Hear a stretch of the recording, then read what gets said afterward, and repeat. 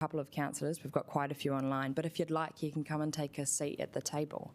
Very welcome to do that if you feel up for it.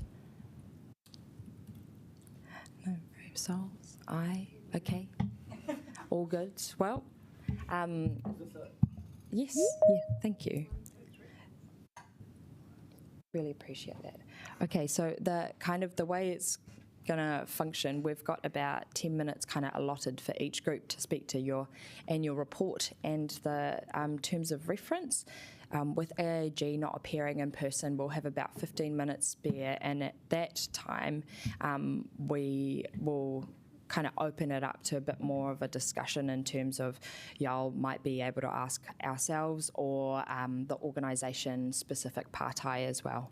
But yeah, you're very welcome to stay at the table after you finish your presentation or time like that, and we'll perhaps grab the timer up there if that's possible. Okay, so with that, I welcome Track, Rako Buchanan, and Sam Lowe. Sam is online as well. Kia ora, Rako.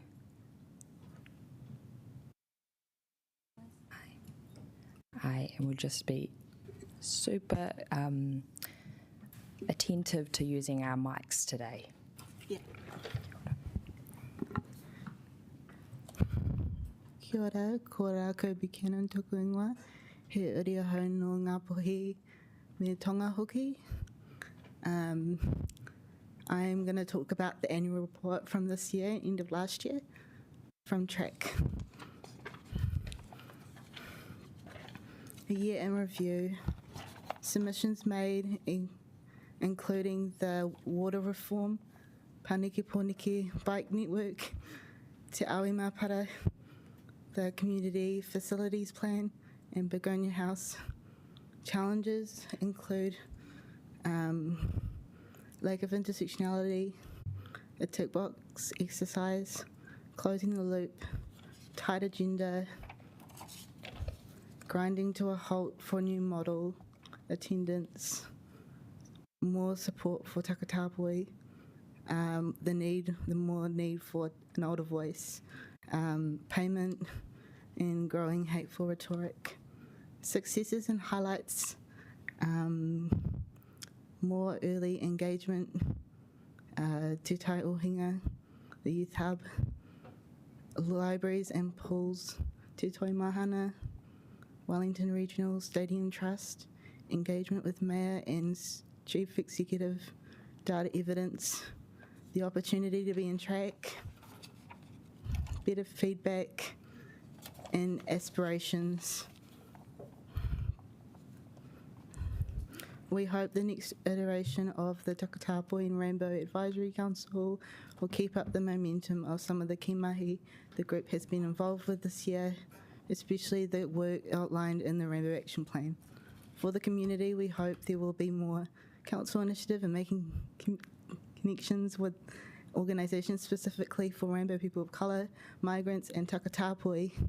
Out in the city, we hope to see continued celebration of Wellington's vibrant rainbow history and community through more commissions of queer art, signage and fixture installation. Above all, we hope in the coming years, Rainbow and Takatapui issues will continue to be honoured and taken in consideration at the council table and at the operational level. Acknowledgements. Councillor Aaron Pennant, Deputy Mayor Laurie Foon for reaching out to Track and facilitating the reinstatement of the flag mural in Birrampore, the engagement team, our council officers, Steph James and Karibu Wall, and lastly, I'd like to acknowledge every member of Track and the diverse knowledge brought to the table. Each member picked up new skills and learned from one another's lived experiences, and new members have jumped straight in with fresh energy and valuable insights. From the perspective of an older member of the community, there is some sadness that the current generation of the Rainbow community are having the same issues as decades prior. However, the diversity in the community is now beautiful to see, will continue to thrive. Thank you. Thank you. We have a partai from Councillor Pannett. Kia ora rākau and Sam as well. Thank you for your amazing leadership and work over the last 3 years. And I share your frustration that we're having to still work on some of these issues. Should have been sorted by now. My question to you, both of you, is we've got this first ever Rainbow Action Plan in the country. What would be your hope in 3 years' time for the next step in this process? You know, we'll have achieved some operational gains, then what's next? Kia ora. Would you like to start, Sam, or should I start? I can say some stuff. Yeah, I think my main concern is that the work loses its momentum. As we stated in the report, there's sort of growing rhetoric among sort of hateful speech directed at trans people and actually growing into just the general rainbow itself. And so I think there's a risk that that sort of attitude sort of bleeds into daily operations at council as well. And so I think that's my deepest fear, that it doesn't carry on because of that reason. Yeah. What about you, Rako? Sorry, I had to think about the question again. Could you please quickly repeat that? Yeah, of course. Just once we've got some quick wins, what would be your hope in the after 3 years that we can work together for the benefit of the rainbow community? Like what kind of outcomes or projects?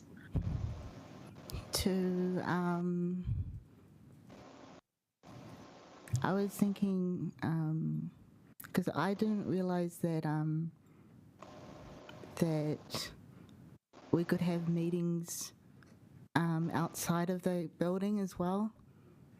So I was thinking, like, if it's possible to have, if that's comfortable with the Takatapui members of the group, in the next part, to have it set in a marae or something, or and not just that, but also like relationship building with more rainbow organisations that come from many intersections.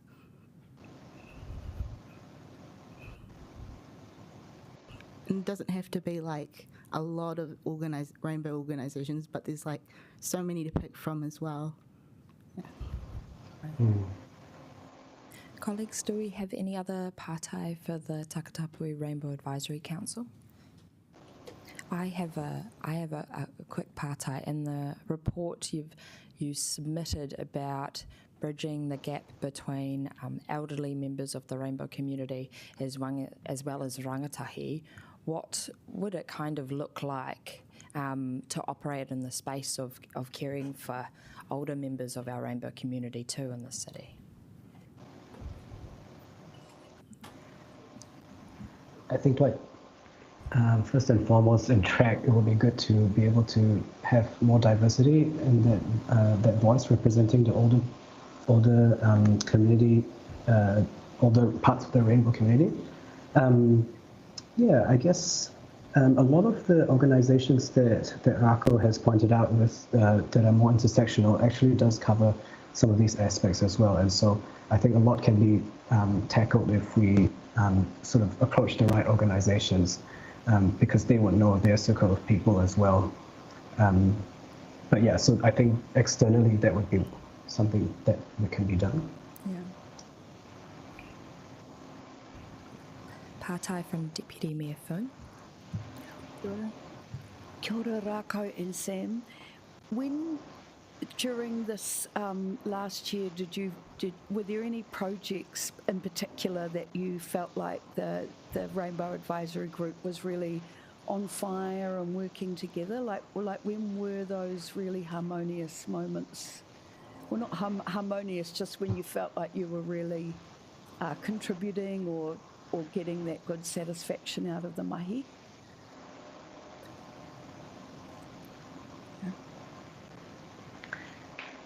I think a lot of it was definitely related to the Rainbow Action Plan, which is what we spent sort of the last year doing, Rako, isn't it? And I think that was the first time that, so me and Rako have been members since the inception of TRAC, and I feel like this is the sort of the most tangible item that has come out since our inception. And yeah, I think the group really enjoyed doing that. Yeah, what do you think, Rako? Is it sort of your Wakaro as well? I'm on the same page as you, Sam, but I wanted to add that what stood out to me personally was the libraries and Te Toi Mahana. Those were my favourites. But there's so many to pick from, it's really hard. Mamahinoi, we're coming to the end of your time, but I just wanted to extend a massive mihi to both of you as co-chairs, but also the wider membership and your contributions to a range of work, but especially the Rainbow Action Plan. And just to thank you and give you a nod to that today, because we're really thankful. Thank you. Cheers. Yeah. Thank you. Thank you.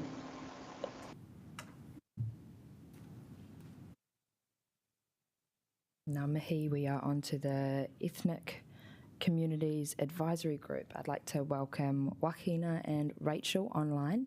And just to repeat that, we've kind of got the 10 minutes to present, but then at the end of this workshop slot, we will have some time for a bit more of a discussion, and y'all can ask us questions if you'd like, Joaquina. Kia ora.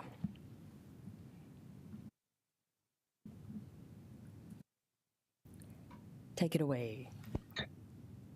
Hey team, how you doing? I've had the pleasure to know you guys quite well, and it's been my pleasure co-chairing with Rachel. Sorry, there's a lot going in.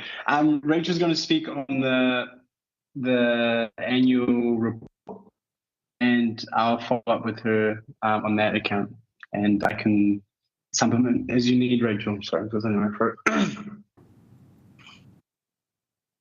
Okay. Kia kuto katoa. My name is Rachel Chi. It's my privilege to be part of this meeting. And as Makina has introduced, we are the co-chairs of the Ethnic Communities Advisory Group.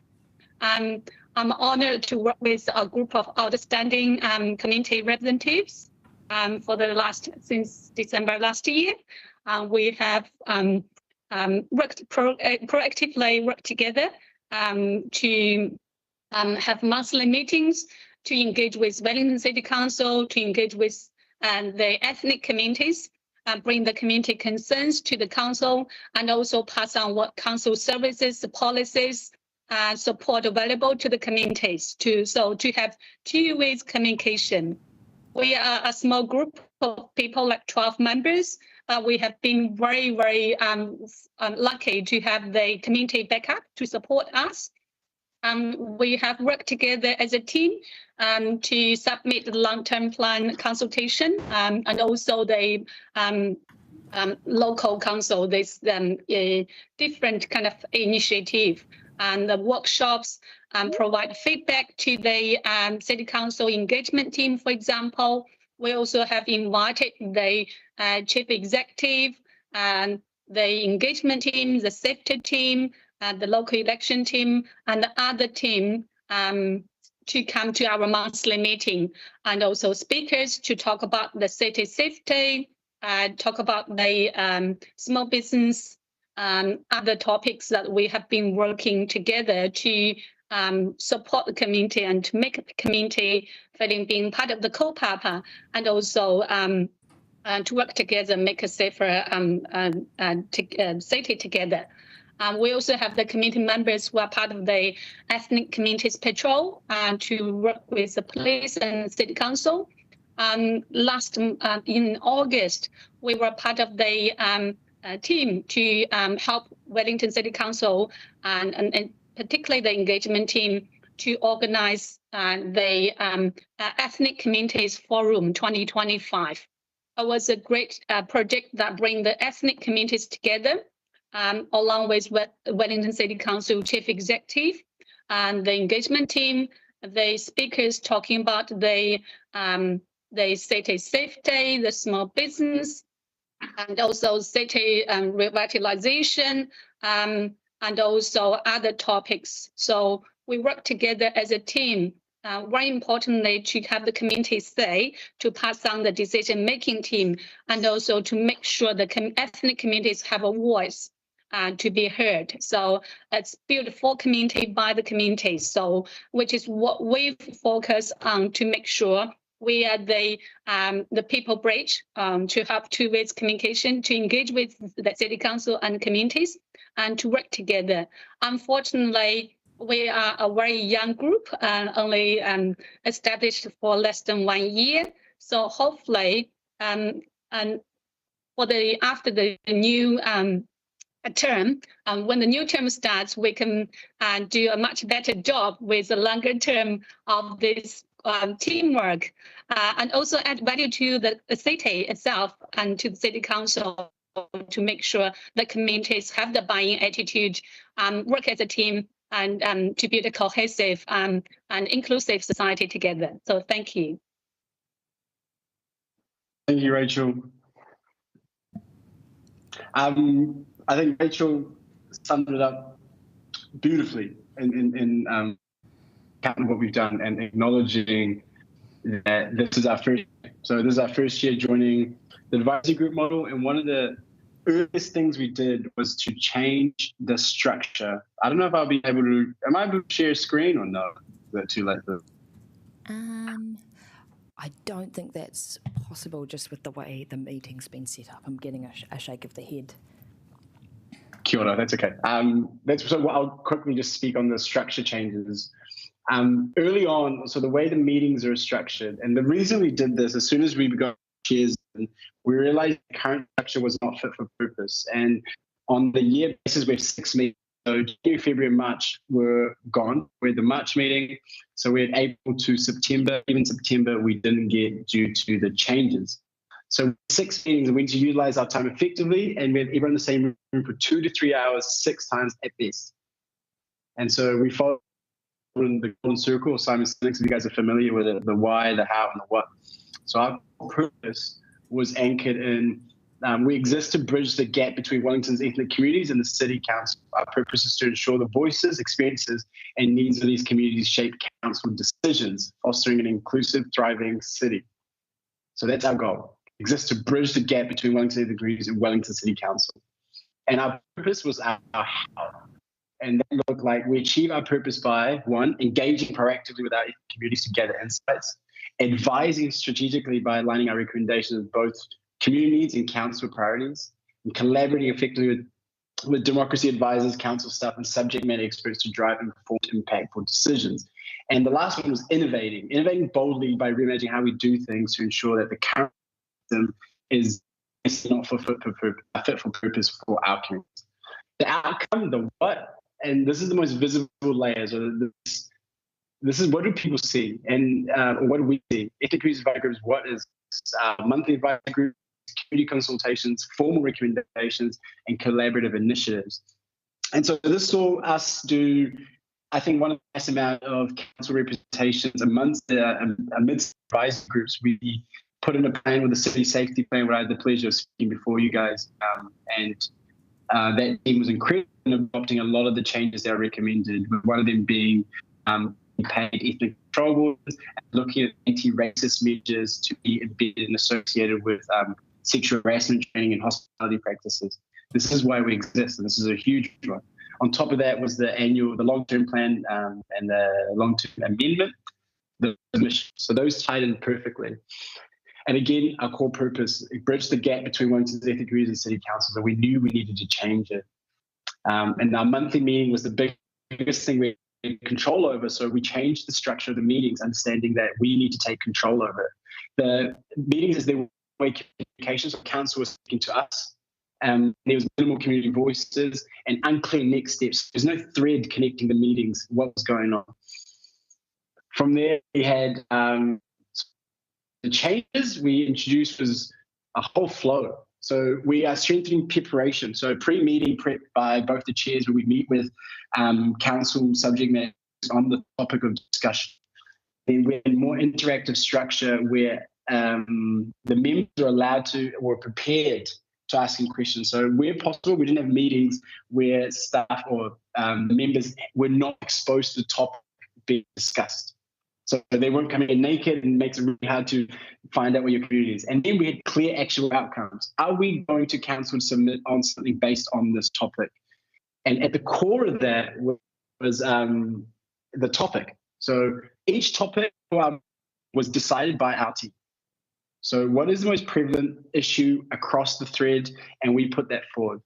And I say this connecting to the advisory group changes that are coming up, because at the core is how can we get our voices or the community voices involved in decision-making processes?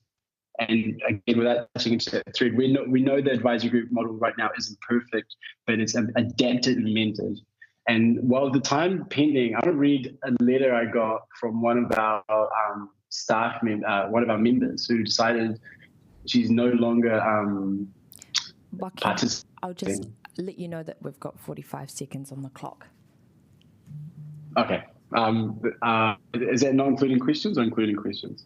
Oh, it's probably gone now. That's all right. I'll leave the letter out, but it's disheartening. It's she talks about why she's not part of it any longer, and I think it encompasses what we know barriers in the advisory model as is, and the change coming forward is needed. And I'll speak on that in another time.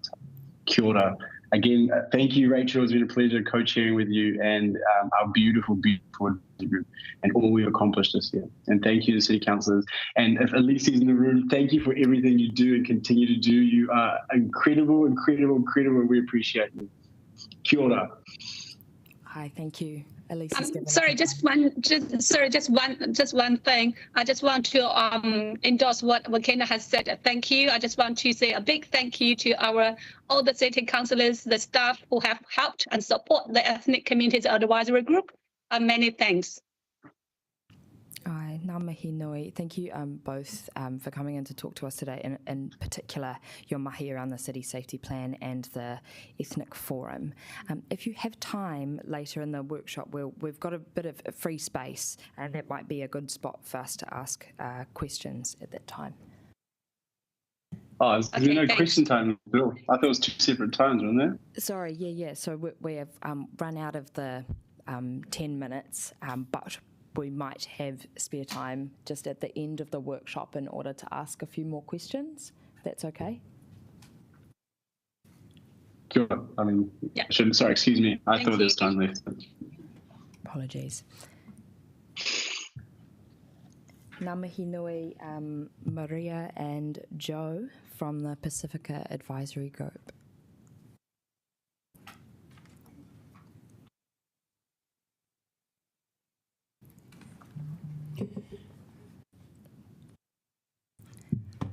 Hi, welcome, and we'll have the clock running if you just wanted to leave any time for questions in the 10 minutes. Thank you. Tūlau. Kei taku tua, kei taku aro, e mihi ana ki te koutou. Tā alofa lava, whakaalofa lai atu, mā loi lelei, kia orana, ni Sampulavi Naka, taloha ni, kamna Māori, half a day, and warm Pacific greetings. It is our honour to present the Pacific Advisory Group annual report for the period 1st of July 2024 to the 30th of June 2025. As Chair of PAG, I am proud to reflect on the strength, resilience and leadership of our members who have continued to serve with heart, integrity and deep cultural wisdom. This past year has been one of both celebration and challenge, but we have remained steadfast in our mission to amplify Pacific voices, uphold our values, and ensure that our communities are not only heard, but respected and included in the decisions that shape our city. Over the past year, PAG has contributed to a wide range of council initiatives, including strategic advice on the Whale Malai project and cultural heritage planning, advocacy during the long-term plan consultation process, engagement in climate adaptation and resilience planning, support for Pacific Language Weeks and the Pacifica Festival, and other cultural events that strengthen identity and belonging, and continued outreach through Talanoa sessions, ensuring our communities remain connected and informed. The need for representation is underscored by the fact that Pacific communities often maintain strong ties to Wellington City through work, education, faith, and cultural networks, even when they reside outside the city boundaries. These boundaries, however, are specific to the structures of council. They do not define the way that we serve as Pacific peoples. Our service is relational, intergenerational, and deeply rooted in our collective identity. It extends across suburbs, cities, and regions, wherever our people gather, connect, and contribute. PAG's role in advocating for Pacific communities, both within and beyond the formal geographic limits, is essential to ensuring that Pacific voices are not only heard, but centered in council processes. This broader lens of representation reflects the reality of our interconnected lives and the enduring presence of Pacific peoples in the civic, cultural, and social fabric of Wellington City. For PAG, the Whare Malai aligns with our commitment to strengthening Pacific leadership, visibility, and cultural infrastructure in local government. It reflects our shared legacy and our aspirations for future generations. We believe this project will not only enrich Wellington's cultural fabric, but also stand as a national symbol of belonging, resilience, and Pacific excellence.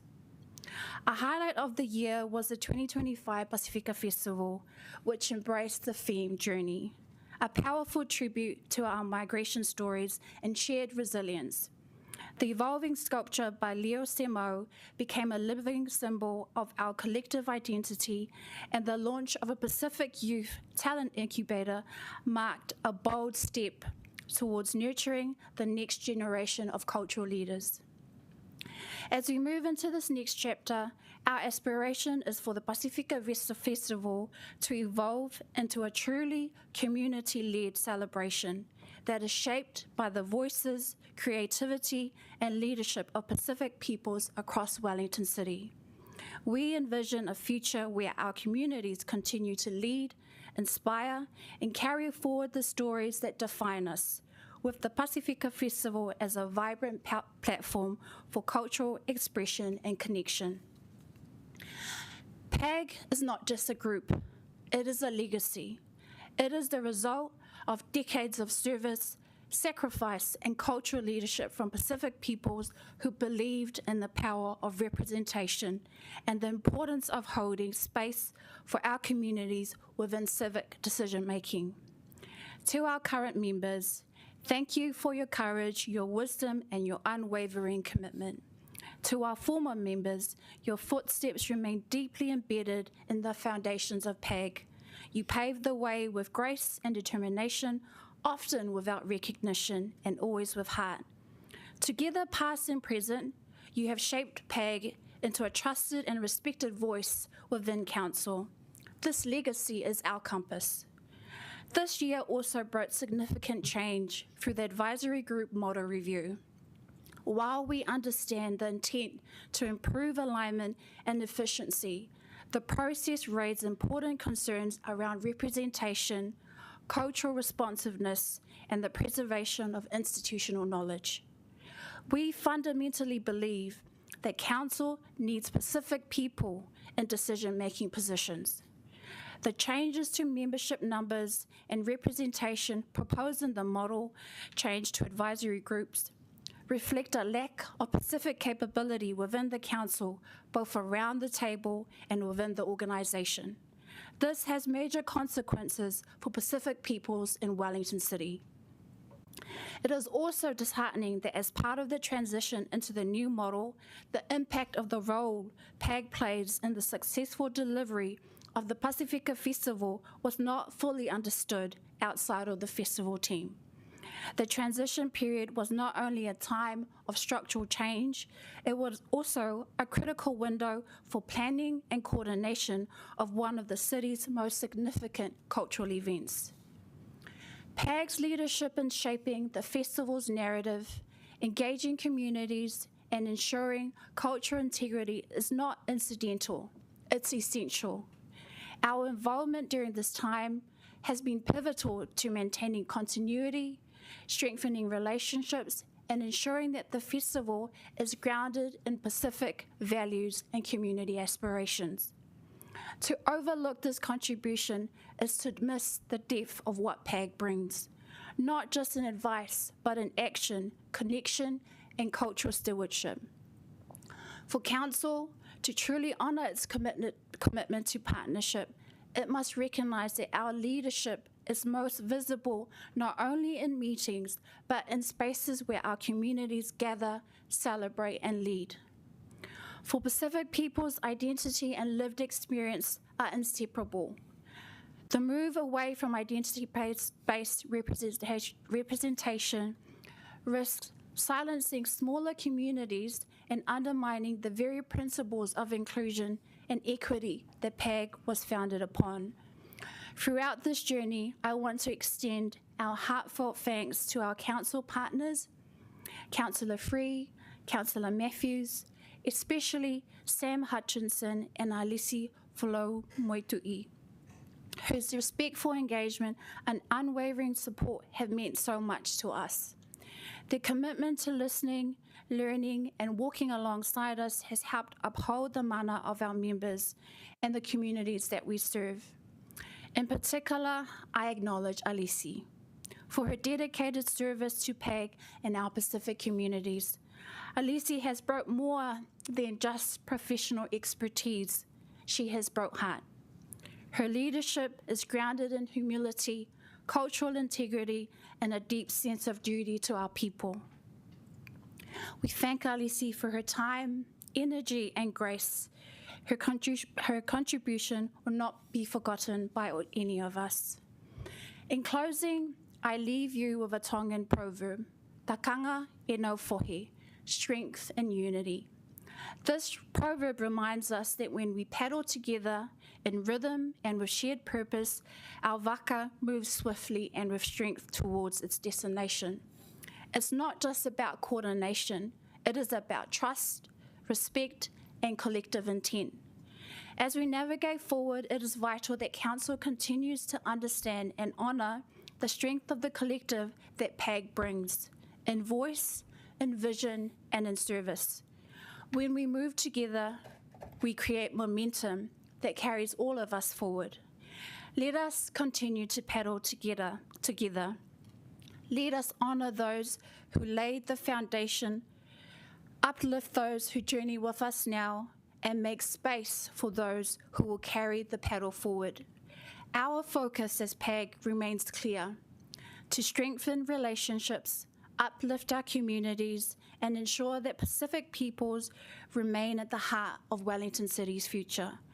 Whawhetai tele lava, vinaka wakalevu, meitaki mata, malo au pito, whakaulai mahaki, whakawhetai, and thank you. Ngā mihi, we have a pātai from Deputy Mayor Phone. Kia ora, Maria and Joe.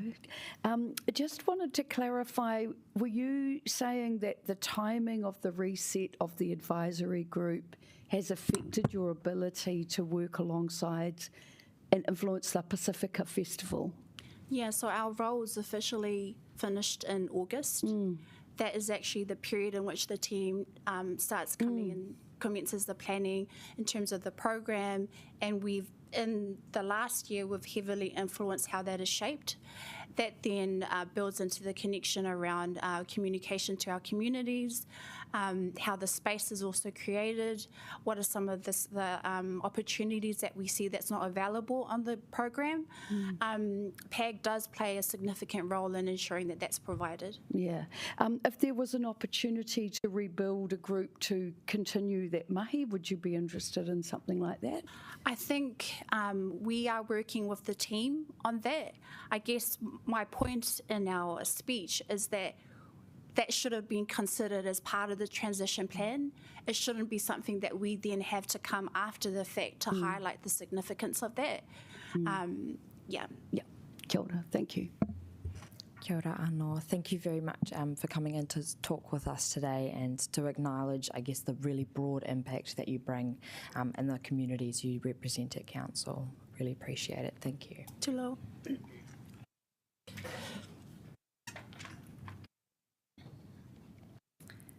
No mai haere mai Shelley Lang and Onuran.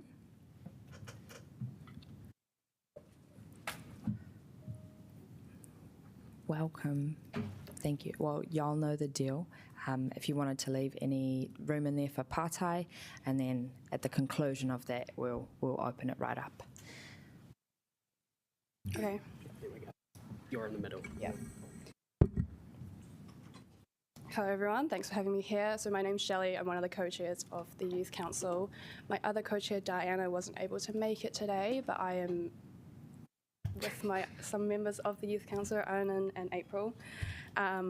So thank you very much for having us today. It's great to have a dedicated meeting to presenting our annual report. I think that Youth Council has had a really good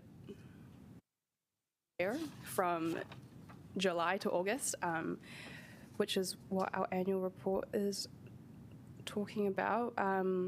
So I picked up the role of co-chair earlier this year. Haven't been in it for too long, but our lovely Diana, she has been in the role with Finley before me. Youth Council has obviously had a great time.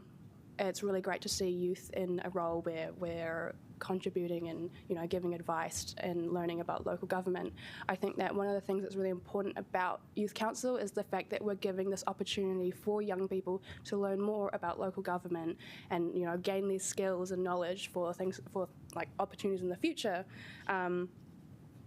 Youth Council leads to a bunch of amazing opportunities with the skills that it helps us build as individuals. We've had opportunities to submit on a number of topics.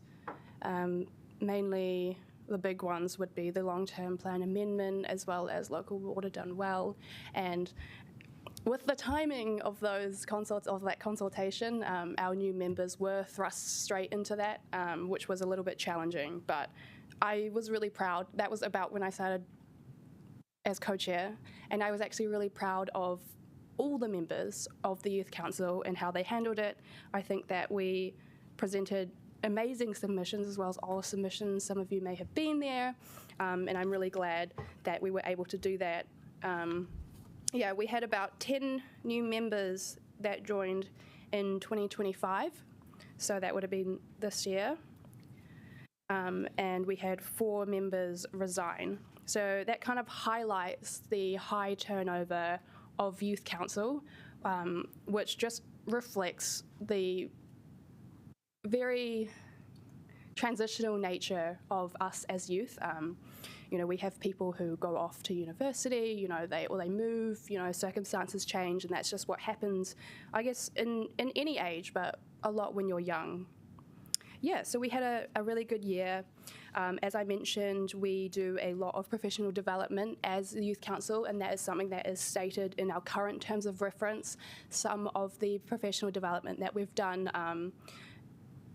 one of the things that we do every single year is mock submissions, and that plays into learning how local government works and whatnot, where we practice doing submissions in a more comfortable and safe environment, and that is specifically as well for our new members, as we do tend to get quite a few every year. It helps everyone learn how to make a effective submission and also get a little comfortable in presenting orally, as it can be a little bit daunting for young people to come up to council and present what they think. We also had political neutrality, which Diana presented, and I think that's really important because it's really important to know how to express our views in a non-partisan manner and maintain unbiased discussions in our groups. It's also a really good skill for youth in the future, for when they are out in the workforce or more professional environments. So yeah, there's lots of skills that the Youth Council has been able to gain through our year this year. Yep. And we've also been to a number of events. The most significant one that I'm very happy about is the Youth Hub opening. So we were invited for the dawn opening, which I unfortunately wasn't able to make, but we were invited as a whole group in about the afternoon, and that was amazing. We got to see all the new facilities and whatnot. And recently we actually went for our last meeting. It was just in the evening on a Wednesday, and it was really great to see. There were good amount, like a good amount of youth actually just in there. I was really happy. Every time I go in there, I just feel like the space is being used well, youth are enjoying it, and I'm so glad that the Youth Council were big advocates of this youth hub. It's great to see that our advice has like tangible outcomes, which I think is really important to youth. Yeah, seeing tangible outcomes. It's important to everyone. Something that, moving on to the advisory group changes, we had strong opinions on it as a group. We did agree that we would like amendments to be made on the proposed models, and we had mostly just our concerns were about how the Youth Council would be able to fulfil its purpose, considering the impact of the changes. Those changes being specifically the number of members that we would have in the group. I mean, as I've highlighted, between 14 and 24, it's a very transitional time of our lives, and we do tend to unfortunately lose quite a few members to a number of reasons. And so with the reduction in number of members, we have worries that we won't be able to fulfill our purpose. And it's difficult to build relations when a lot of people are leaving, which is completely fair. And also, when it comes to that reduction of members, it kind of undermines like the diversity of our voices. How can 12 people, is it 12? Yeah, how can 12 people represent the views of all rangatahi in Wellington? That's very difficult. I understand that that's not our purpose at all. We're not representing everyone, but we are trying to bring our lived-in experiences, and getting that good diversity in experiences, I'm not sure if 12 people can do that. It's a big shoes to fill. And I know that as someone who joined the Youth Council when I was 14, if you told me that this 12 group of people had to represent all of Wellington or try their best to, I would be a bit intimidated, which is not too great. We want our members to feel comfortable and safe, happy. That's something that I've really focused on in my term as chair, making sure that all our members, but specifically our young members, they are able to have that safe space where they do not feel scared and they get enough support. And support comes through your peers.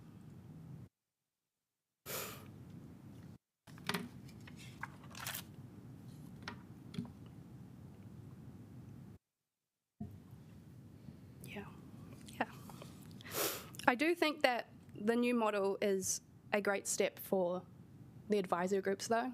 I do really want to highlight that, as I've served 6 years on the Youth Council, and I think that personally I've experienced a lot, we've learnt a lot, and this advisory group change just gives another opportunity for us to grow as people. Specifically, the community engagement team has been wonderful in assisting us in this transition. I really want to thank Mandy, Natalie, and Rebecca for this, because they've tried really hard. They've come in, they've talked to us. They've been real people, which I've appreciated. They've been people to us, and that's what youth care about. Talking to actual people, not just flicking emails and whatnot. They've been great through the process and explaining everything and making sure that we understand, which has been amazing. That's like one of the best things that council has done for us, coming into us and actually talking to us. We really, really appreciate that. So yeah, I think that this model change will be amazing, and it has so much potential, but we just need to think about, are we able to effectively represent these groups with the number of people we're putting forward? Open for questions. Thank you. Colleagues, any pātai for Youth Council? Councillor Chung. Thanks very much for coming in, much appreciated. When you seek new members, do you talk to others about recommending other people, or do you actually go to some particular, go to schools or go to institutions where you actually seek or promote getting more people to join? How do you actually do it? We have a number of channels of social media. Social media is, I feel like everyone should probably know this, but like, you know, it's where youth are. We're kind of like addicted to it at this point, unfortunately. But yeah, social media, that's the main channel that we go to. We've got Instagram, we have TikTok, we've got LinkedIn, I believe even Facebook. But we do also put out posters into like Victoria University and local schools and whatnot. We don't do much engagement in terms of like us specifically going out. I think that's taken on by the Wellington City Council team. Great, thank you. Ngā mihi, thank you. We have reached the end of the time for specific questions with specific groups, and from now on we'll open it up so that we can request that all or just a few chime in if we've got a specific one. And with that, colleagues, are there any pātai, or from our advisory group members, are there any pātai? Are they staying behind after this for the next paper, or what is? Yeah, sure. And so to flag for elected members, we will have a Q&A from 4 till 4:30, and all advisory group members are very welcome to be present in the room at that time as well. Does that make sense? So they're not speaking to that one, right? Everyone can ask questions at the minute. Cool. I can take a speaking list, but yeah. Let me ask a question then. This might be for all of the advisory groups. How happy are you with the new model? And we want to hear from you, and why not? I feel like I should talk because I'm already at the table. I'll talk first, I'm happy to. I feel really good about the new model, and I can say that Diana also feels very good, and I think that the rest of the Youth Council feel very good about the new model. We are quite happy with how thoroughly the team has helped us understand how things are going, and we're very happy that to see where the Rangatahi Youth Advisory Group will be going in the future. It is just that small number of members that we think may need to be looked at. Otherwise, this new strategic advisory panel, the help and facilitation that we're going to be getting, it seems like Council has taken a lot of time to consider the needs of the advisory groups, and we're really happy to see that. And additionally, we're really happy to see that there is built-in yearly review on this, because we think that review is really important discussion with the actual advisory groups who will be experiencing the change. That is fantastic. I see Joaquina to speak next, and if you'd like to answer a pātai from any folks sitting in the gallery, feel free to step up or wave a hand or something like that. Thank you. Joaquina, over to you. Sure. I love how you can pronounce my name properly as well. It makes me feel so good. With the mum behind it. Nadine, regarding your question, I'll start by answering this. There is a need for change with the advisory group rules, and whether this particular one is the mechanism or not, that's perfectly allowed. You're going to try something different to get more out of it. My follow-up to that is, do these changes integrate and allow communities to have their voice heard?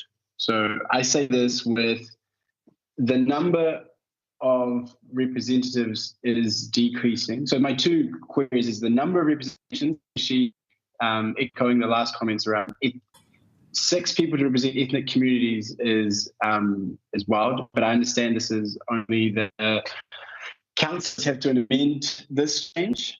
And the other one is it reduces the number of meetings, reduces, I think the pay gets reduced as well. So I'm more like, hey, actually, what if we invest the money that was put into towards getting, compensating them accordingly and having robust that fits the group's specific needs. So, i.e., ethnic communities, Pacifica, and youth are the major ones that the number seems too small.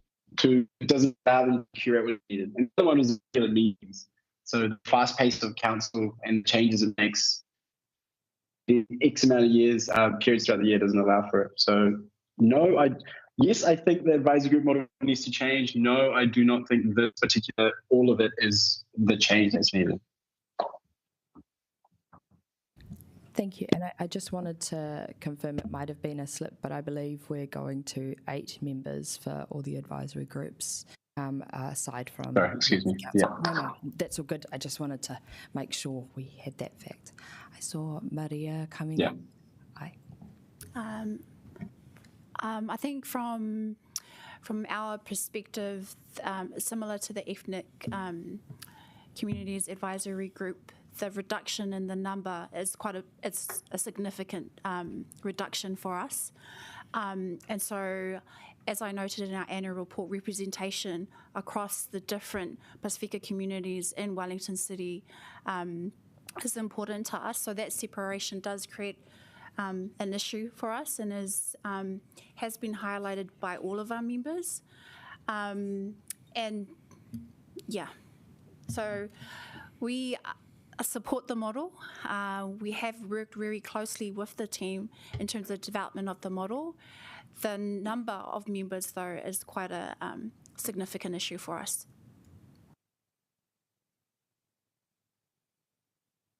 I see a hand up from Anuran. Sorry, yeah, I think just to kind of echo what has already been said, pardon me, is that definitely the model itself seems to have a lot of support from the advisory groups. Rather, it's just those small structural things around the membership and the impact that has on the operation of the model and how effective it will be in conducting its new operations. The reduction in members is quite significant for all advisory groups. For Youth Council, we're going from 20 to 12, which is 40% reduction in members, and for all the other advisory groups, they're going from 12 to 8, which is a 33% reduction. So that is a lot of voices that are being taken out into this new model, and so I think we would ask that this council take a minute to think on that and whether or not those specific numbers can be increased in order to ensure a better voices, more voices in the room, and therefore better outcomes and better advice that you'll be receiving from this new model. Thank you. I wanted to offer to the Takatapui Rainbow Advisory Council, if you'd like to. Kia ora. I think Sam might be better at answering this question than I do personally, if that's all good. Right. Kia ora. Sorry, I'm just going to move to a different room. Cool. So the question was about moving into the new model, and I think people have been talking a bit more about the membership numbers. Is that right? So from TRAC's point of view, we were a bit shocked, I guess, about the moving into eight members, but we did. We were involved with Sam Hutchison's early review, and from her research, she sort of assured us that 8 was quite an optimum number for a lot of the advisory groups, like in terms of the operation of it. And we decided to just go with that and just trust in that. I guess realistically speaking as well, we've had sort of some issues with consistent attendance in our group for many reasons. Have been unable to sort of determine exactly why, but 8 seems to be a consistent number in terms of attendance rate, I guess, in some of our meetings. My concern is that our attendance rate is about 50, slightly above 50%, and so if that trend continues, it will be about 4 people in each meeting next year, which is a risk. But if the model is effective enough that members feel valued and actually know why they're there attending these meetings, and it's well facilitated, then if we get a consistent 8, then we're sort of quite happy with that as representing, I guess, a decent chunk of the Rainbow community. But we will keep pushing for, I guess, that council to continue with the consultation outside the group and things like that. Aye, cool. We can go for a quick point from Youth Council again, just to note if we wanted to chuck in another question there. We're running out of time, but over to you. Sorry, I just really wanted to clarify really quickly that in the research and from reports from reviews of other advisory groups, not just Wellington City Council like Christchurch and Auckland, it was noted that it was 8 to 12, which was a good number of people, not just 8, it was a range. And so what we are going for right now is the lowest of the range. Aye, thank you. I've got a few other hands up. I'll go to Councillor Chung for a brief question. Great, thanks. Thanks very much. I just want to ask you about the numbers. Is it feasible for, if the optimal number is 8, is it feasible for you to have different people coming at different times, so that if someone has something specific they wanted to say at any particular meeting, they can still come in, and as long as you stick to the 8, or do you think that it varies so much? Because we were also told the same thing, that the optimum number is 8. I'll just say that that's not an optimum number for PEG. 8.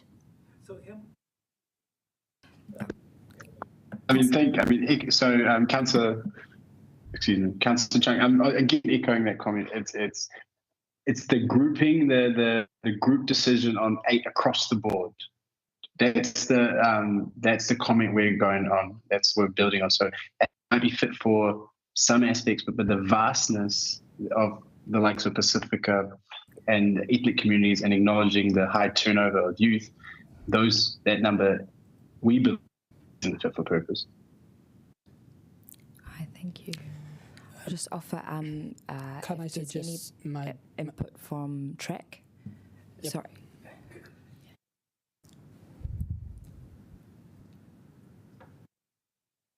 Kind of just spoke to it, Sam, maybe, but yeah. Hi. Sorry, I don't have anything to add. Nothing further to add. Hi.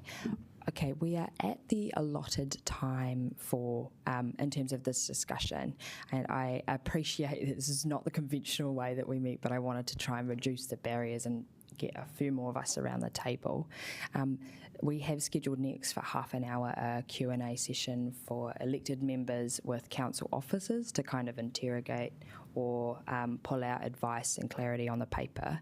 And you're very welcome to stay for that, but I think I have a quick suggestion, Madam Chair, and we need to allocate at least 10 more minutes for the advisory group to stay behind and ask them some questions. And for officers, one of the reasons we're doing this today is just so we can ask as many questions as we can. So that's the reason why we're having today. So it's fair to add a bit of 10 minutes to the question time. I see that. Okay. If others agree. Yeah. Okay. Taking into account the mood of the room, and that we've you may be only expecting to be here up until now and might have other things. I'm just going to get a litmus test from the mood of the room to extend the session by about 10 minutes. Aye. And my second parti to that is, did we want to keep the next 10 minutes structured in the way we've got right now, or would a bit more of like a breakout session so that you can have one-on-one discussions with groups if you wanted? How are we feeling? I think now officers can join us, so we can use some of the time and the 10 minutes for them, and then any other question as well. So yeah, I'm just thinking in terms of officers' time, it might be best to separate out the Q&A process so that we're not asking parti of staff right now, because we have these wonderful people with us. So to use that time with these people, if that makes sense. Okay. Aye. Let's follow with one more question, so I'm done. Okay. I've got Deputy Mayor Foon, yourself, Councillor Abdurrahman, and another one from Councillor Chung. Aye. Thank you. Just noting the opportunity through the new process to have more strategic meetings with all of you. How has that process worked, and do you see that that will contribute to I'll just say, richer outcome of feedback to council?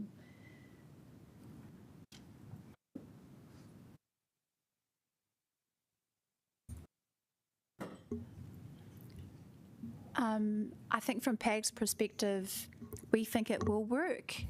I think from experience, what we have found though that we didn't necessarily have the right number of officers in the space to be able to answer the questions.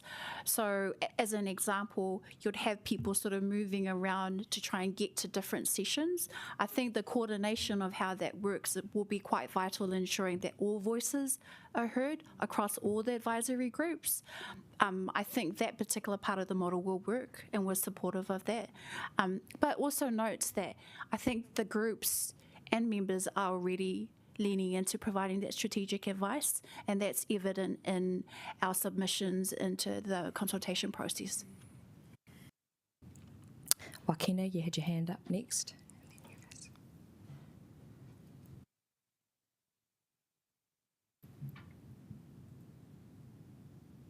Oh, sorry.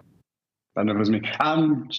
Just to Deputy Mayor Foon, is it regarding the future model that we're moving into, or the current model and the collaboration? Just reflecting on the last model, but going forward into the future, there just seems to be more emphasis on that. And do you think we'll get a good outcome through that process? Kia ora. It's a great question. I believe there will be some value out of it, but it's understanding the purpose of the advisory groups are focused on the community specifically they're representing, right? So we're saying in this area, what's an issue? And of course, there's a collaborative issue. We can see that most people will fit under a vastness of these umbrellas with ethnic and rainbow and these ones, but specifically focusing an important opportunity not to dilute the purpose, right? We're trying to get the voice of the ethnic communities, but then us to collaborate and meet in the middle with other branches. So I think that's something to be wary of going on, as how do we actually emphasize and support a specific voice and amplify that without losing it in the midst of what's really the issue. Thank you. Kia ora. I've got Shelley next. Yeah, sorry. Is it all right if we just clarify that question again, or just repeat the question? Yeah, I just wanted to check that we're going into a more affirmed strategic model with all of the groups together, and so I just wanted to check or just affirm that you're happy with that process and that you feel like we will get good, rich outcomes. Yes. Okay. Yeah. Thank you for repeating that. So, I think that from when the Joint Advisory Group Hui started, that was a really exciting move for all the advisory groups. The Youth Council was really thrilled to have that opportunity to engage with other advisory groups because, youth as a group, we're very diverse in that we actually represent a lot of the communities represented by other advisory groups. So it's nice to have that opportunity to connect and discuss our opinions and views. I think that the Strategic Advisory Panel has a lot of potential to be amazing, but I want to emphasise that facilitation is really important. So I'm really glad that Council has seemed to understand that we need a way to facilitate this in a way where everyone can be heard, and they're delegating expert facilitators for it. And I do want to highlight that it is the Joint Advisory Group Huis are great, but they can get chaotic. So that facilitation is really important. So yeah, to summarise, yes, we're really excited, and we do think it will work. But remember, facilitation is key. We have a hand up from Sam. Kia ora. Yeah, definitely Totoko, everything that Youth Council has pointed out. We were, I think feedback from the group in general was there was positivity about Joint Hui, because we found that it was quite nice having like our energy feed off each other in different groups, especially for track where sometimes we're a bit, sometimes we're a bit shyer as people, I suppose. And so then in there, like people have pointed out that the risk in that is that our voice is being lost, but the fact that these Hui are being facilitated by expert facilitators, I think would be a huge help. And yeah, I guess we also trust in the other advisory groups that we're all on the same page, and it seems that seems to be the case. And I guess in that spirit as well, we do agree that some of these proposed changes is not a one-size-fits-all, and just because it suits us, it evidently doesn't suit some of the other groups, and I think it would be worth paying attention to that. Right, thank you. I just had a brief kind of supplementary or a litmus test question for the groups. If we make changes on Thursday and we need more budget for those changes, we would normally need to wait for the next annual plan. So my question to you is in terms of, would you be happy waiting for the first annual review of the advisory groups in order to make changes, or is it really important for you at the minute that we make them before Thursday? I think at least kind of the mood I've gotten from Youth Council is that to ensure the model starts off really well, the changes, particularly to membership, should be made before it gets going and not a year afterwards, because if you were doing reviews and changing the structure a year on, then it just gets a whole lot more complicated. And I mean, all the advisory groups here feel quite strongly about the membership issue, as you've heard today, and I think to get it really going well and starting off on the right foot, to make the changes to the membership as on your Thursday meeting, so that things can start strong, rather than us having the new model for a year, then doing the review and possibly coming to the same point we're at now and having to make the changes anyway. So whereas we have the same view as well. I think it's also important, you've heard from a number of groups who are still young compared to, for example, PEG, who's very mature in terms of how long we've been within the advisory group set up for council. So I think it's important for new leaders who are coming in to co-lead the advisory groups that they have the ability to start that from the beginning and be able to have that continuity throughout their whole term, rather than creating a disruption in the middle of that to then introduce new members. Hi.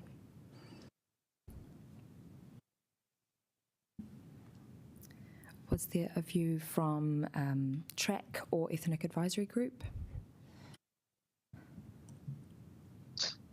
If TRAC has a comment, I'll let them go first. And Rachel, feel welcome to hop in whenever. I'll just go quickly. Sorry. Yeah, please. I think initially I was like, oh, okay, maybe it is reasonable to wait because a yearly review, is okay if we give it a shot. But actually, yeah, you're kind of right. I think if most of the advisory groups are coming in with, I guess, being unhappy about some of these parameters, then it's probably worth making a change now, just in terms of keeping the culture and the trust going. Yeah. What do you think, Joaquina? Kia ora. I think echoing what you're saying is, please take the advice from the advisors.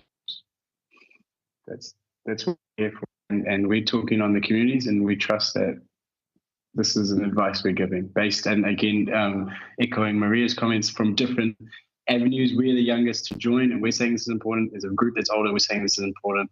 It's just allowing those that follow us to not have to, what we believe, start on a deficit. Kia ora.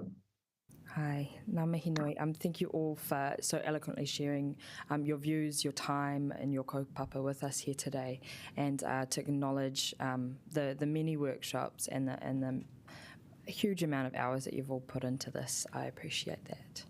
Righto, we have come to the end of our time. We are maybe going to just take a few minutes before we change